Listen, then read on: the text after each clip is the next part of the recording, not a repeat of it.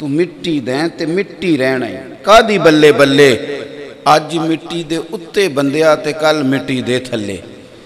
ایک مفہوم بڑا سادہ ہے، زندگی میں دو ہی انسان کی ترجیحات ہیں، یا وہ شخص دنیا کا طالب ہوتا ہے یا آخرت کا طالب ہوتا ہے۔ انسان جب ترجیحات طے کرتا ہے اور سفر کرتا ہے تو بہت سارے لوگ اس کے ظاہری حلیے سے اس کا اندازہ لگاتے ہیں، لیکن اسے خود پتہ ہوتا ہے کہ دراصل وہ کیا ہے۔ وہ اگر تو طلب دنیا کے لیے چلتا ہے تو پھر اسے بہت سارے دکھلاوے، بہت ساری ریاکاریاں، بلکہ بہت ساری اداکاریاں کرنی پڑتی ہیں، اور غیر مطمئن بھی رہتا ہے، اور روز بروز اسے ایک نیا روپ دھار کے میدان میں آنا پڑتا ہے۔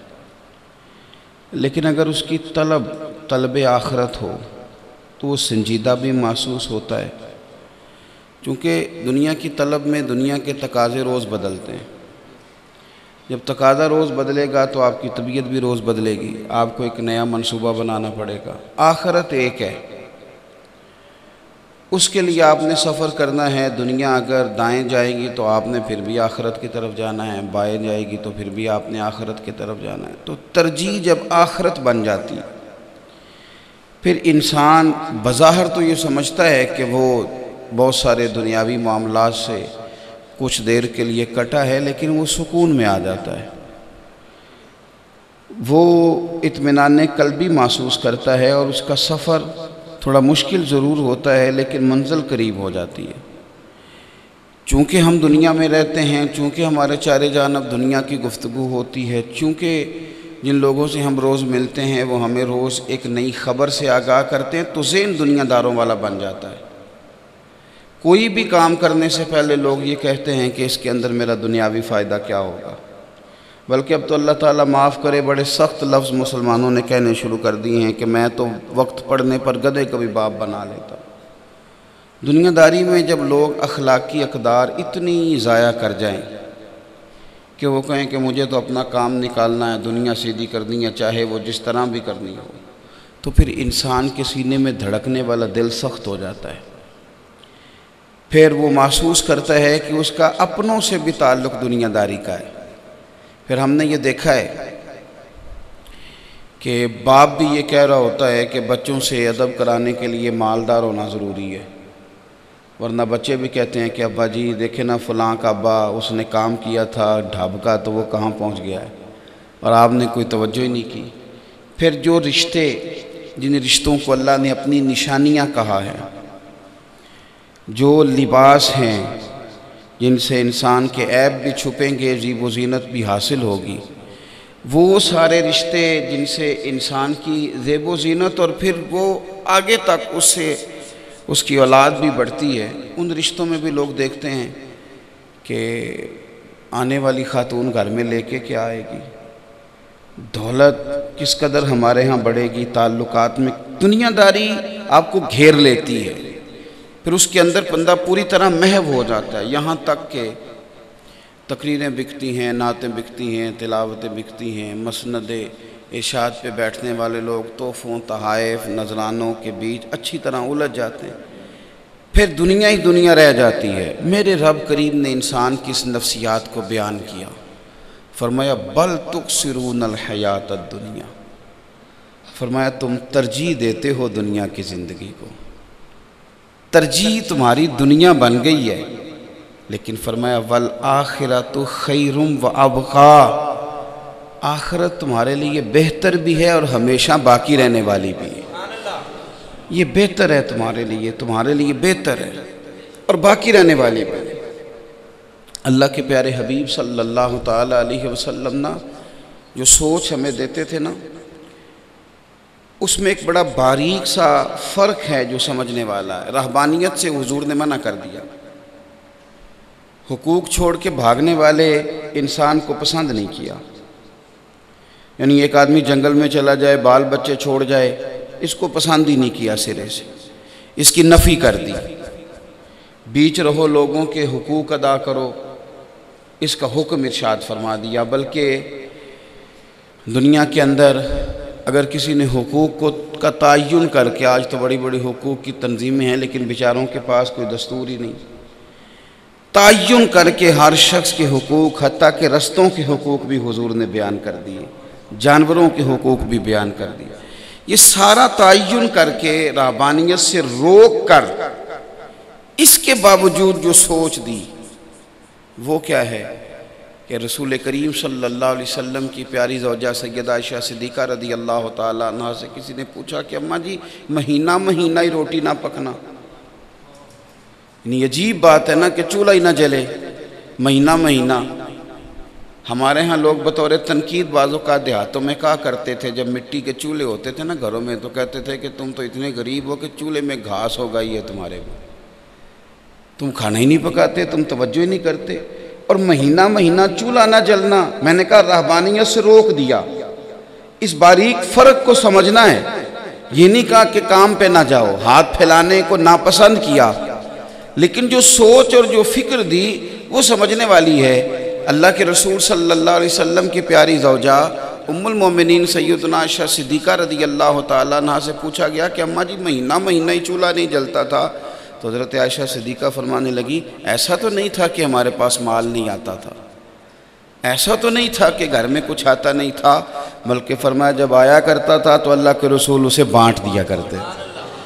خود حضور نے زہد والی زندگی کو پسند کیا، دعا مانگی اللہ تعالیٰ سے کہ یا اللہ میری اولاد کو ایک وقت کھانا دینا، ایک وقت کی بھوک دینا، بقدر کفایت روزی دینا۔ رہبانیت سے روک دیا لیکن دنیا دار ہونے سے بھی منع کیا کہ انسان کی ترجیح ہر وقت پیسہ بن جائے، وہ کسی سے سلام لے تو پہلے غور کرے مجھے ملے گا کیا۔ اچھا جی، تو پھر ہمارا دل کرتا تھا آرام کرنے کو، اچھے گھر میں رہنے کو، بڑے کمرے میں رہنے کو، بہت بڑا لان ہو ہمارا، اس کے آگے گاڑی بھی ایک خوبصورت کھڑی ہو، شستہ قسم کے ہمارے بستر ہو، تو یہ ساری چیزیں۔ تو قریب نے فرمایا تھوڑی سی تمہاری زندگی ہے، اسے گزار لو نا، پھر جنت میں رب نے تمہارے لیے وہ نعمتیں تیار کی ہیں نہ کسی آنکھ نے دیکھی نہ کسی کان نے سنی، اور فرمایا تمہارے دل پر خیال بھی نہیں گزرا ہوگا کہ اللہ یہ چیزیں ہمیں عطا فرمائے گا، یہ چیزیں اللہ ہمیں دے گا۔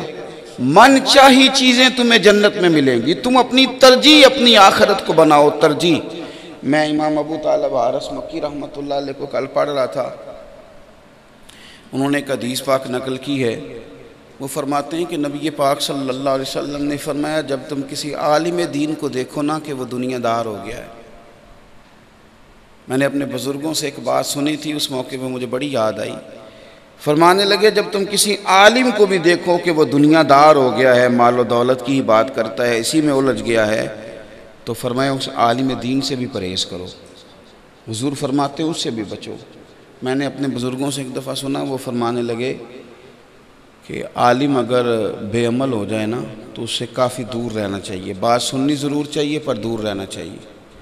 میں نے کہا حضور یہ مطلب کیا بات ہوئی، دور کیوں رہنا چاہیے؟ وہ فرمانے لگے جب پڑھا لکھا بندہ بے عمل ہوتا ہے تو اپنی بے عملی پہ بھی دلائل دیتا ہے، سیاںا ہوتا ہے نا، منطقی ہو فلسفی ہو تو وہ اپنی بے عملی پر بھی دلائل قائم کرتا ہے، کہتا ہے یہ دلیل ہے، یہ نقطہ ہے، یہاں سے میں نے استدلال کیا ہے، یہاں سے اس ایک کنائے سے میری بات ثابت ہوتی ہے، تو بے عملی پر بھی دلائل دے گا، لہذا اس بندے سے زیادہ دور رہنا چاہیے۔ تو فرمایا جو عالم دنیا ہو جائے اس سے بھی بچو۔ بھائی تیاری کریں اپنے لیے، اسباب جمع کریں، ہم بڑے سیانے لوگ ہیں، بڑے سمجھدار ہیں، اپنا نفع نقصان، لیکن سارا ہی دنیا کا نفع نقصان سوچتے ہیں، سارا ہی دنیا کا۔ اس طرح انسان آہستہ آہستہ لالچی ہو جاتا ہے، حریص ہو جاتا ہے، کمزور پڑ جاتا ہے، اس کو محسوس ہوتا ہے کہ میرا تو بھائی سے بھی رشتہ کاروباری ہے، اسے لگتا ہے میرا تو سسرال بھی کاروباری انداز میں جاتا آتا ہوں۔ تو سارے رشتوں کے اندر ہم نہ تحائف کا تبادلہ کرنے لگے ہیں، کھانوں کا تبادلہ کرنے لگے ہیں، ہمارے ایک دوسرے کے ساتھ تعلقات میں دنیا آ گئی، اس لیے تعلقات تیزی سے بنتے ہیں، اتنی ہی تیزی سے ٹوٹ جاتے ہیں۔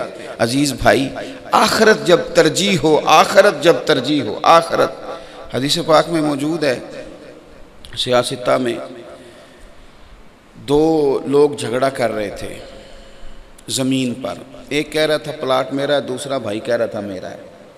دونوں اپنا مقدمہ لے کے نبی رحمت صلی اللہ تعالی علیہ وسلم کی بارگاہ عالی مرتبت میں حاضر ہو گئے۔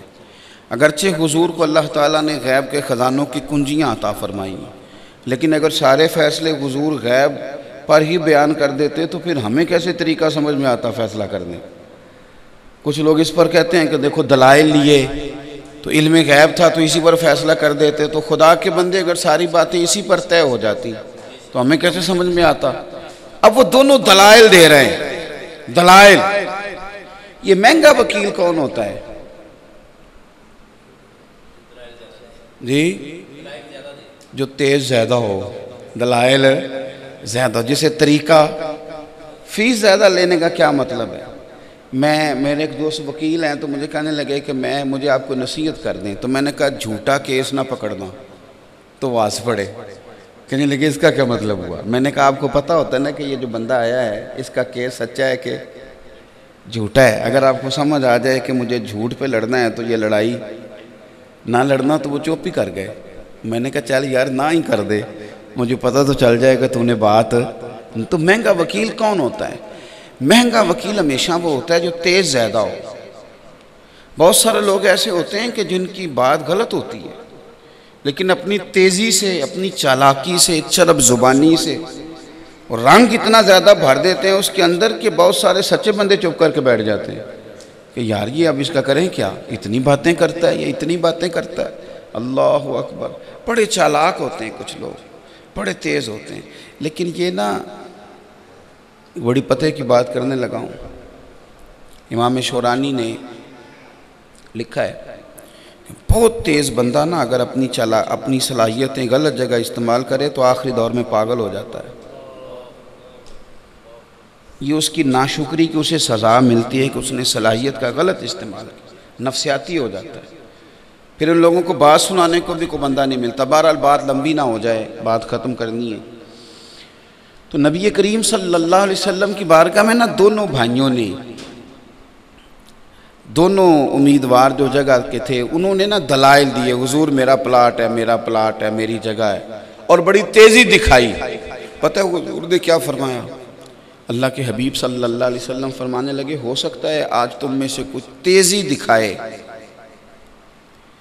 اور اپنی تیزی کے سبب وہ فیصلہ اپنے حق میں کرا جائے، لیکن فرمانا یاد رکھنا جس نے کسی کی ایک بالشت بھر زمین پر قبضہ کر لیا نا، قیامت کے دن 7 زمینوں کا توق بنا کے اس کے گلے میں ڈال دیا جائے گا۔ ہو سکتا ہے آج تم تیزی کے ساتھ اپنے حق میں فیصلہ لے جاؤ۔ جب سرکار نے یہ فرمایا نا، آخرت سے ڈرایا، آپ توجہ کریں میری بات پر۔ آج تو آپ کسی کو کہہ دینا آخرت کا معاملہ تو وہ کہتا ہے میاں تو اپنی کرنا، تو اپنی کر۔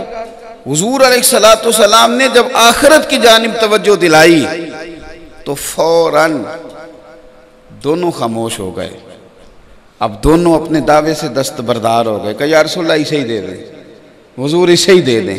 ان لوگوں کے خیال میں جب فکر آخرت آتی تھی نا میرے بھائی، پھر آسان ہو جاتے تھے معاملات۔ اپنی آخرت کے معاملے میں وہ کسی چیز کو ترجیح دینے کو تیار ہے۔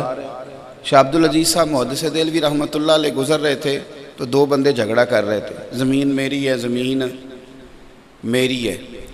تو حضرت شاہ صاحب رحمۃ اللہ علیہ فرمانے لگے میں زمین سے نہ پوچھ کے بتا دوں وہ کس کی ہے، اسی سے نہ پوچھ لیں، تو کہتا ہے میری ہے، تو کہتا ہے میری ہے، تو اسی زمین سے نہ پوچھ لیں یہ کس کی ہے؟ تو کہا حضور پھر تو کمال ہو گیا۔ تو شاہ عبدالعزیز صاحب رحمۃ اللہ علیہ نے زمین کے اوپر اپنی چھڑی ماری، تھوڑی دیر خاموش رہے، پھر فرمانے لگے زمین کہہ رہی ہے حضور میں ان دونوں کی نہیں، یہ دونوں ہی میرے ہیں، تھوڑا ہی ٹائم گزرے گا میرے اندر ہی آ جائیں گے۔ ایسے مٹی دیں تے مٹی رہنا ہی، ایویں کادی بلے بلے، تو مٹی دیں تے مٹی رہنا ہی، کادی بلے بلے، آج مٹی دے اتے بندیا تے کل مٹی دے تھلے۔ اتنا سا تو کام ہے۔ اپنی آخرت کے معاملے میں کبھی کسی چیز کو ترجیح نہ دیں۔ ایسا نہ ہو کہ کوئی چیز ہماری آخرت کو، حضور صلی اللہ تعالیٰ علیہ وسلم نے اس شخص کو نادان قرار دیا کہ جو دوسرے کی دنیا کے لیے اپنی آخرت خراب کر لے، اسے نادان۔ حضرت عمر بن عبدالعزیز رحمۃ اللہ تعالیٰ علیہ کا آخری وقت آیا تو آپ کی اہلیہ کہنے لگے، اور کمال دیکھیں اس آدمی کا، 39 سال عمر پائی ہے کل، پوری 40 نہیں۔ ہمارے ہاں تو سیانے ہونے کی عمر ہی کوئی نہیں، اور ہمارے پنجاب میں تو بالکل کوئی نہیں. چھوٹا ہوئے تو کہتے ہیں جے بال ہے، تو سیاح ہو جائے تو کہتے خون گرم ہے، تو وڈیرا ہو جائے تو کہتے انہوں پتہ ہی نہیں لگتا. ختم ہوگی بات. یہاں سمجھدار ہونے کی کوئی عمر ہے ہی نہیں، اور بوجھ ڈالنا ہی نہیں، کسی دور پہ بھی بوجھ نہیں ڈالنا بچے پہ. وہ کب اس نے بڑا ہونا بھائی، کس وقت؟ لوگ تو کام کر کے چلے گئے. لمبی عمریں ہمارے محدثین کیا نہیں ہوئی، انہوں نے کام ہی اتنا کیا کہ معاملہ قریب آ گیا. 39 سال عمر پائی حضرت عمر بن عبدالعزیز نے، لیکن 39 سالوں میں ساری مملکت کو انصاف سے بھی بھر دیا، لوگوں کی فلاح کے لیے بڑے بڑے ادارے بھی قائم کر دیے، علماء اور محدثین کو بٹھا دیا، بہت سارا پرانے ان کو بٹھا دیا لکھنے کے لیے، کام کرنے کے لیے. پرانے بادشاہوں کی بہت ساری غلطیاں بھی دور کر دی. 5 سپارے قرآن پاک کے بھی روز تلاوت کیے، ہزاروں مرتبہ درود و سلام بھی عرض کیا.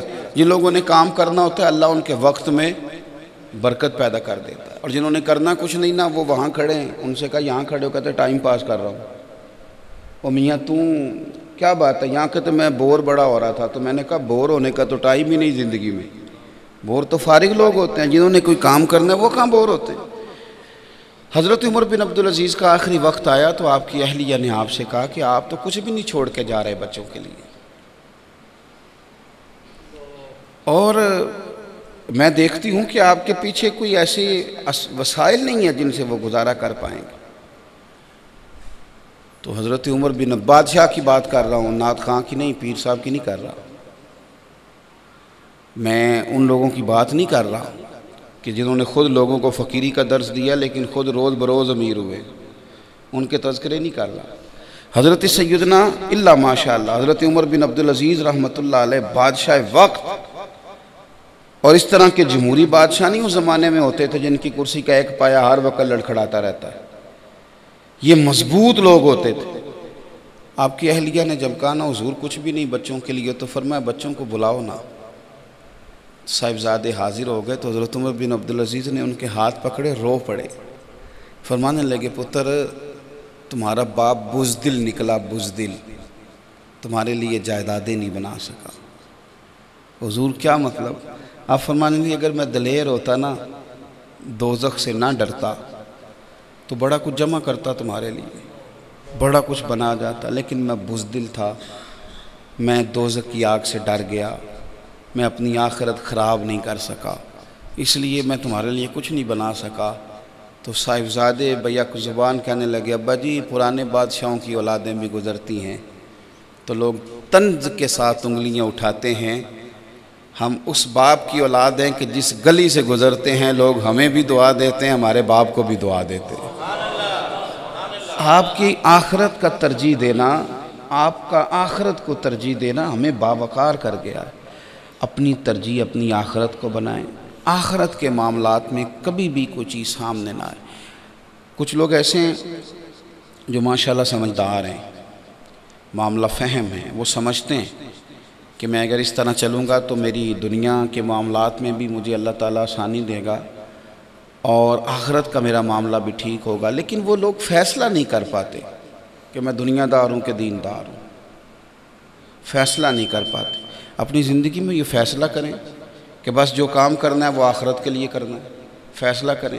ہمیں سارا پتہ ہے اور اللہ کے فضل سے روز گفتگو ہوتی ہے کہ فلاں جنازہ ہو گیا، فلاں جگہ فلاں آدمی. وہ حضرت داؤد طائی سے ہارون رشید نے کہا کو نصیحت کر دیں، تو آپ فرمانے لگے تیرا ابا کہاں ہے؟ میں کہا قبرستان میں. تو دادا قبرستان میں. تیرا ایک بھائی بھی تھا؟ کہا حضور وہ بھی قبرستان میں. تیرا ایک بیٹا تھا؟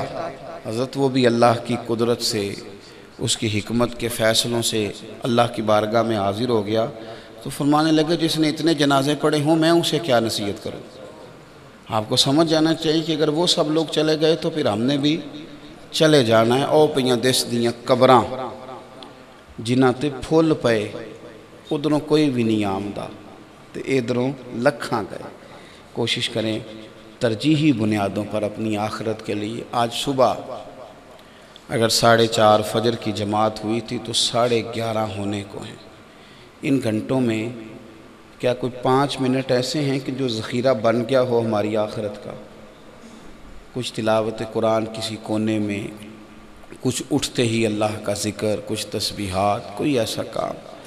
دن کا آدھا حصہ گزرنے کو ہے تو جو باقی بچا ہے اسے بھی ضائع نہیں کرنا۔